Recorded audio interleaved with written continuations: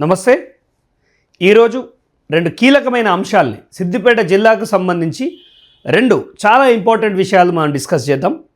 దాంట్లో ఒకటి కాంగ్రెస్ పార్టీ అయితే రెండోది బీఆర్ఎస్ పార్టీ. రాష్ట్ర వ్యాప్తంగా ముఖ్యమంత్రి గారి వ్యవహార శైలి చూస్తే బీఆర్ఎస్ని అంతం చేస్తామన్న విధంగా ఉంటే, మరి సిద్దిపేట జిల్లాలో మాత్రం మంత్రి గారి వ్యవహారం ఎవరికి అంతు చిక్కట్లేదు. ఒకవైపు అక్రమాలు చేసిన వాళ్ళ తాట తీస్తా అంటున్న రేవంత్ రెడ్డి గారు, మరి అక్కడే ఉన్న మినిస్టర్ హరీష్ రావు గారితో చట్టాపట్టాలు వేసుకొని తిరుగుతూ ఉంటే అసలు హరీష్ రావు కాంగ్రెసా లేకపోతే పొన్నం బీఆర్ఎస్ అనే అనుమానాలు వ్యక్తమవుతున్నాయి. 373 ఎకరాలకు సంబంధించి నాగర్గుల్లో హరీష్ రావు తెలంగాణను పీకి పందిరేసినంత పనిచేసి మంది మార్బలం వేసుకొని ఏమో హడావిడి చేసిండు. కానీ కూతవేటు దూరంలో ఉన్న క్యాంప్ ఆఫీస్ దగ్గర 100 కోట్ల రూపాయల విలువ చేసే భూమికి సంబంధించి మాత్రం నోరు మెదుపుతలేడు. అంటే నీకు దాంట్లో వాటా ముట్టిందనుకోవాలా? వాటా ముట్టింది కాబట్టి నువ్వు పొన్నం ప్రభాకర్ జోలికి పోవట్లేదు అంటున్నారు సిద్దిపేట ప్రజలు. మీరు చూసినట్టయితే రీసెంట్గా మొన్న హుస్నాబాద్ వెళ్ళిండు హరీష్ రావు. హుస్నాబాద్ వెళ్ళి అక్కడ మంత్రి ఉన్నాడు, అక్కడ నియోజకవర్గంలో గెలిచిన ఎమ్మెల్యే పొన్నం ప్రభాకర్ అయితే ఆయనను పక్కన పెట్టి హుస్నాబాద్ ఎమ్మెల్యే రేవంత్ రెడ్డి అయినట్టు, హుస్నాబాద్ మినిస్టర్ రేవంత్ రెడ్డి అయినట్టు రేవంత్ రెడ్డి మీద ఎగురుతున్నాడు. దీన్ని బట్టి సింపుల్గా అర్థమవుతుంది ఏంటంటే వీళ్ళిద్దరికీ ఈ సిద్దిపేట జాగాతో సంబంధం ఉంది. ప్రజలకు సంబంధించిన 22 ఎకరాల కబ్జాకి గురైతే ఇప్పటివరకు మాట్లాడుతున్న పార్టీ లేదు. అంటే బీజేపీ గురించి మనం ప్రత్యేకంగా మాట్లాడొద్దు. సిద్దిపేట బీజేపీ అసలు బీజేపీయే కాదు. ఎవరికైనా రోషము సిగ్గు శరం ఉంటే ఈ జాగా గురించి మాట్లాడండి. ఎందుకు మాట్లాడట్లేదు? ఆ వార్డులో మీరు ఇప్పుడు మాట్లాడలేని వాళ్ళు రేపు కౌన్సిలర్లుగా గెలిచి ఏం పీకేది ఉందని నేను అడుగుతున్నాను.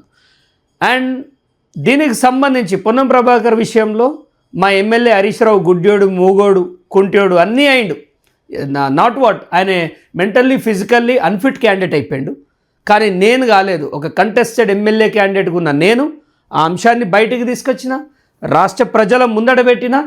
ఈరోజు దీనికి సంబంధించిన డాక్యుమెంట్స్ మొత్తం సేకరించాము కోర్టు పరంగా. ఇక్కడ ఏమేమి ఉన్నాయి, అసలు ఈ జాగా ఏంది, దీని లొల్లి ఏంది అంటే పొన్నం ప్రభాకర్ అండ్ టీం దాదాపుగా 100 కోట్ల రూపాయల జాగా కొట్టేశారు. నేను ఇదంతా రాత్రి స్టడీ చేస్తే వీళ్ళ దొంగతనం మొత్తం బయటపడ్డది. ఇక్కడ సింపుల్గా చెప్పాలంటే శ్రీ బాలాజీ రియల్ ఎస్టేట్ అనే కంపెనీ ఒక షెల్ కంపెనీ. అలాంటి పుట్టగొడుగుల్లాగా పొన్నం ప్రభాకర్ చాలా పెట్టిండనే అనుమానాలు ఉన్నాయి. వీళ్ళపైన ఏసీబీకి రాస్తాం, సరే ఇలా మేము డిఓపిటీకి రాస్తే నువ్వు మేనేజ్ చేయొచ్చు, ఏసీబీకి రాస్తే మేనేజ్ చేయొచ్చు, కానీ ప్రజల్ని మేనేజ్ చేయలేవు పొన్నం ప్రభాకర్. నీ ఆస్తుల చిట్టా మొత్తం తీస్తున్నాం. అండ్ ముఖ్యంగా నేను నమ్మి ఓట్లేసిన హుస్నాబాద్ ప్రజల నోట్లో మట్టి కొట్టినవును. ఒకవైపు గౌడ సోదరులు చెట్ల మీదకి వెళ్ళి చచ్చిపోతుంటే ఎక్స్గ్రేషియా గురించి మాట్లాడాల్సిన నువ్వు నగర సుందరీకరణ, చెరువు సుందరీకరణ అని ఒక లవ్ గుర్తులో గ్లాస్ బ్రిడ్జ్ తయారు చేస్తున్నావు. ఎవడి కడుపు నింపుతుంది అది? సో ఇలాంటి వ్యవహార శైలి చేసే నీకు మంత్రిగా కాదు ఎమ్మెల్యేగా కూడా ఉండే అర్హత లేదు. త్వరలో నీ మంత్రి పదవి పోతుంది అనేది ఎంత నిజమో, నువ్వు మాజీ ఎమ్మెల్యే కాబోతున్నావు అనేది కూడా అంతే నిజం. నువ్వు చేసిన దుర్మార్గాలు ఒక్కొక్కటిగా బహుశా 10 సంవత్సరాల్లో బీఆర్ఎస్ ఎంత అవినీతి చేసిందో నాకు తెలియదు, కానీ కేవలం 2.5 ఏళ్లలో వాళ్ళని మించిపోయినావు నువ్వు.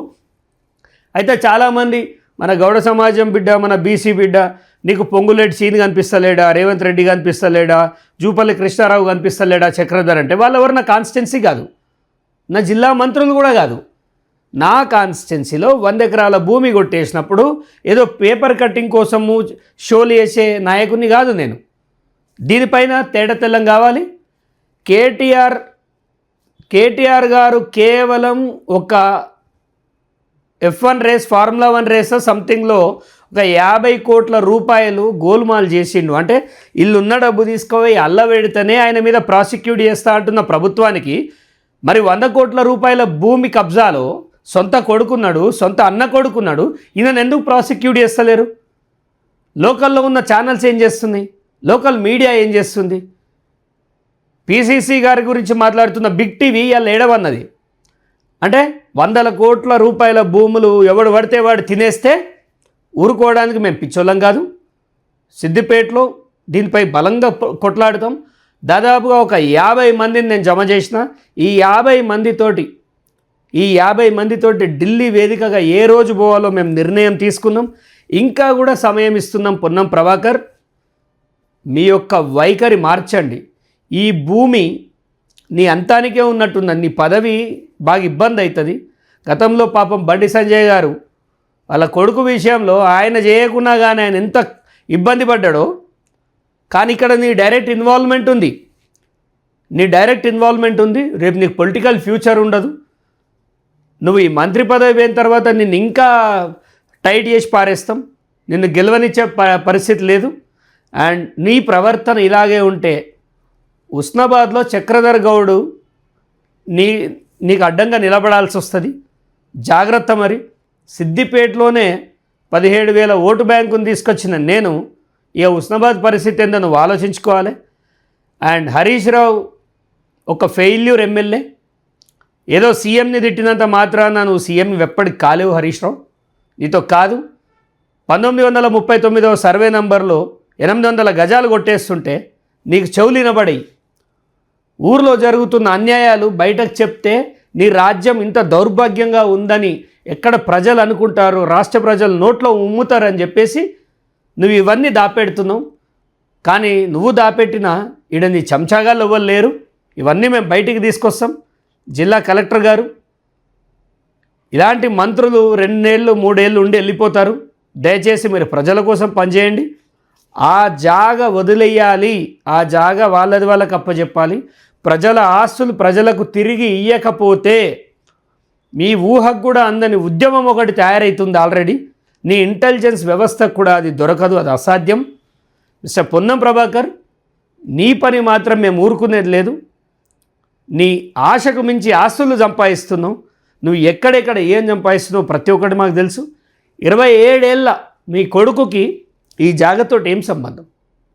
ఏ అనుభవం ఉందని అనూప్ మీద అన్ని ఆస్తులు ఉన్నాయి. వాళ్ళ పాన్ కార్డులు లేవనుకుంటున్నావో మా దగ్గర? మీరే ఇచ్చారు వాళ్ళ పాన్ కార్డులు, వివిధ క్షేత్రాలలో ఇచ్చారు. వాటిపైన మేము ఢిల్లీకి పోయి మీ మీద ఖచ్చితంగా చర్య తీసుకోవాలని చెప్తాము. అండ్ ముఖ్యంగా హరీష్ రావు, చాలా సిగ్గుమాలిన చర్య. ఇప్పటికీ ఉస్నాబాద్ ప్రజలు ఒక మాట అనుకుంటున్నారు, సతీష్ బాబు అంటే పడక, సతీష్ బాబుతోటి నువ్వు హ్యాపీగా లేక ఆయనను కావాలని ఓడించిన వ్యక్తి నువ్వే అనేది అక్కడ ఉస్నాబాద్ ప్రజలు అనుకుంటున్నారు.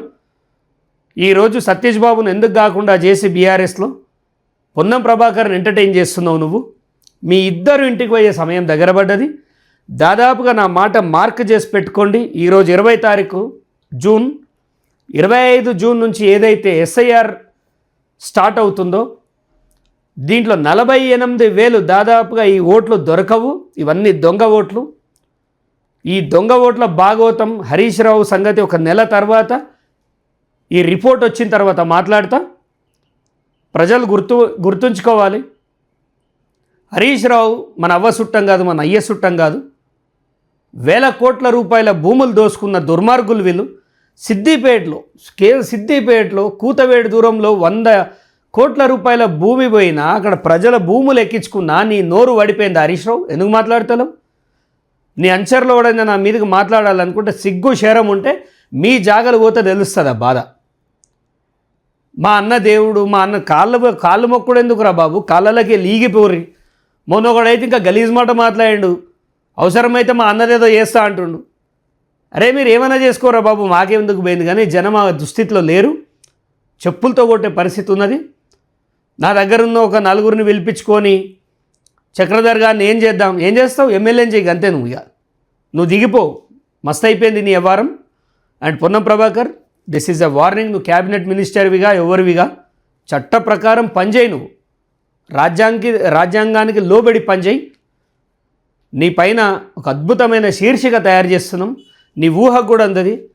హరీష్ రావు లాంటి ఒక పర్సనాలిటీని ఒక వ్యూహంతో కొట్టిన మేము, నువ్వు నథింగ్ మాకని చెప్తున్నా. ఇప్పటికైనా నీ ఒంటెద్దు పోకడలు మాని ఇమీడియట్గా జాగను నువ్వు రిలీజ్ చేస్తే నిన్ను వదిలేస్తాం, నీ హుస్నాబాద్ వదిలేస్తాం, నీ వ్యవహారం వదిలేస్తాం. లేదు కాదు ఇక నేను మొండికి పోతా అంటే నీకంటే జగమొండి మేము.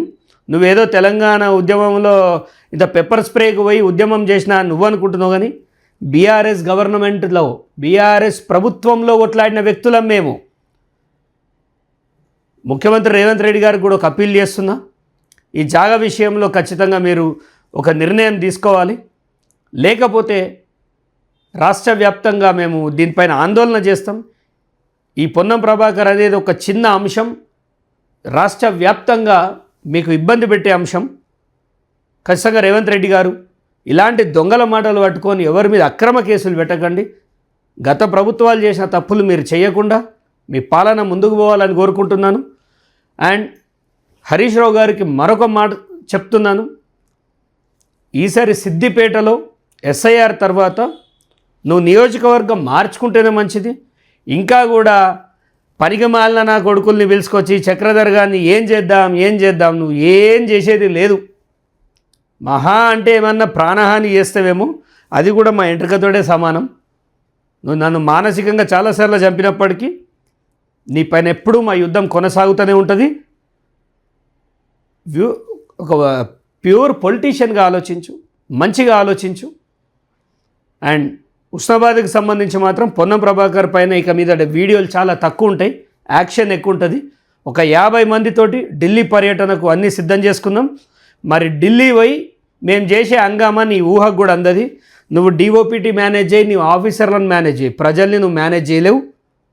నీ ఆస్తి అప్పుడెంత, అఫిడవిట్లా ఇప్పుడెంత, నీ అనూప్ ఆస్తి ఎంత ఇప్పుడెంత, 27 ఏళ్ళ నీ కొడుకు ఆస్తి ఎంత ఇప్పుడెంత, ప్రతి అంశాన్ని బయట తీస్తాం.